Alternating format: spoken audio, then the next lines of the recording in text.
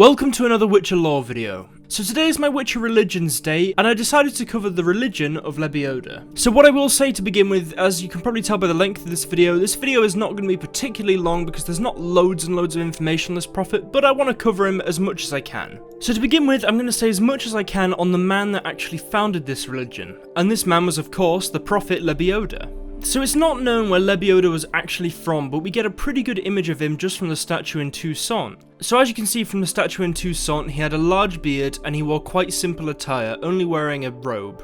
I mean, I'd go so far as to say it almost looks like he's just wearing a sheet. But it was said that he was a very, very kind man. Well, not only kind, but wise, good, and modest, and very peaceful. So he was a prophet whose visions and parables are actually contained in a book known as the Good Book of Prophet Lebioda's Wisdom. So as Lebioda became well known, a cult actually began to form around him. He never intended to start a cult, or at least we can imagine he didn't. It just kind of happened. So more and more people started following his teachings, with some of them even becoming his pupils. And this was actually the case with Saint Plegmund, who brought his master's words to Toussaint. Because as you know, if you've played Blood and Wine, Lebioda's religion is probably the most prominent religion in Toussaint, and it's the most widely worshipped. So for example, I'd say in Redania, the most widely worshipped religion is probably the Church of the Eternal Fire, but in Toussaint it's Lebioda. But he's not actually from Toussaint. So in his time, he was actually seen accomplishing many miracles. And also, his words and deeds converted the whole duchy, along with Duchess Carberta, who ordered both a temple in Beauclair and a monument on the west bank of Sans Retour to be built. I think the real-world counterpart to this guy is clearly supposed to be a Jesus-like figure. You know, he had his disciples and they went out to the world and spread his teachings, and then it became a very prominent religion. So if you want an idea of what this guy is like, think of any film or anything like that, or any scripture or anything you might have read to do with Jesus. He was probably very, very similar to that kind of personality. Lebioda himself didn't actually go to Toussaint that much, but he did visit at least once to hear the prayers of the faithful. I mean, it's clear to me at least that his statue in Toussaint is based off the statue in Rio de Janeiro.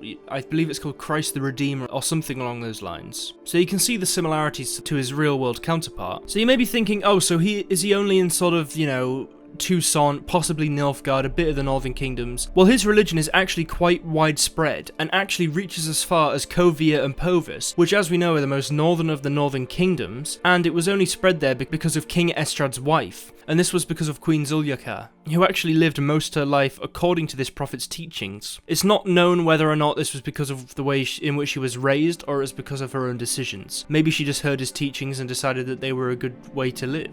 So this prophet wasn't actually around that long, and he did actually die, and he died in a similar way to the Witcher George. He was eaten by a dragon. But, weirdly enough, the remains of the prophet were actually recovered from the feces of the creature, because he wasn't burnt alive, he was just eaten. And then they were collected by his pupils, students, disciples, and actually put into a sarcophagus which currently rests in Novigrad's Great Temple. And on some holidays, the faithful are actually allowed to kiss him. And even though he's a human prophet, even some assimilated dwarves worship him, and his teachings. He's actually said to be most popular among the shepherds, the merchants, and the dwarves. But obviously a lot of people within Toussaint that aren't in those professions worship him too. So now I'm going to read a little extract from the book known as The Word of the Witcher, then I'm going to read some real world translations of his name, and then I'm also going to give you a little bit of trivia, and then that's all I'm going to say. The story of how the prophet Lebioda's bones were recovered is quite amusing, especially when you consider that they are supposedly taken out of his sarcophagus on certain festivities, and the pious given the honour of kissing them. I will for a moment refrain from repeating the story, as tales of combing through dung, even dragon dung, are not very well suited for mealtime conversation. Addario Bach,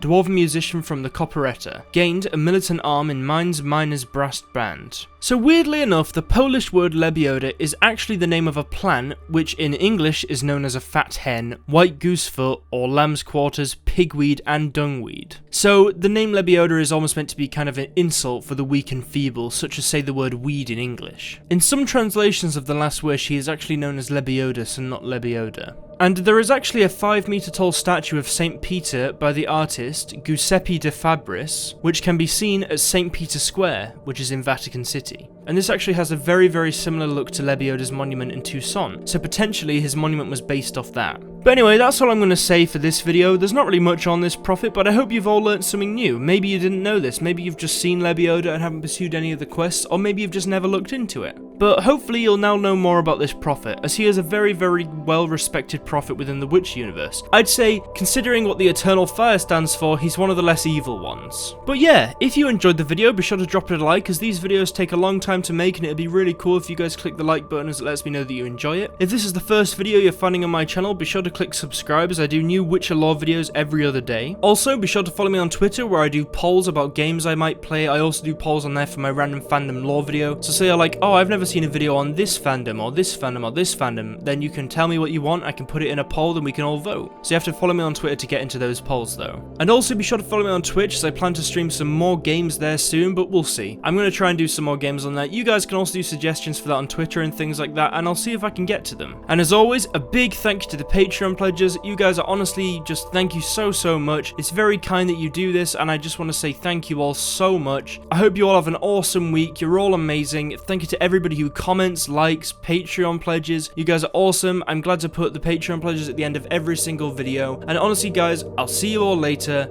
Have an awesome rest of the week. See you in the next video, guys.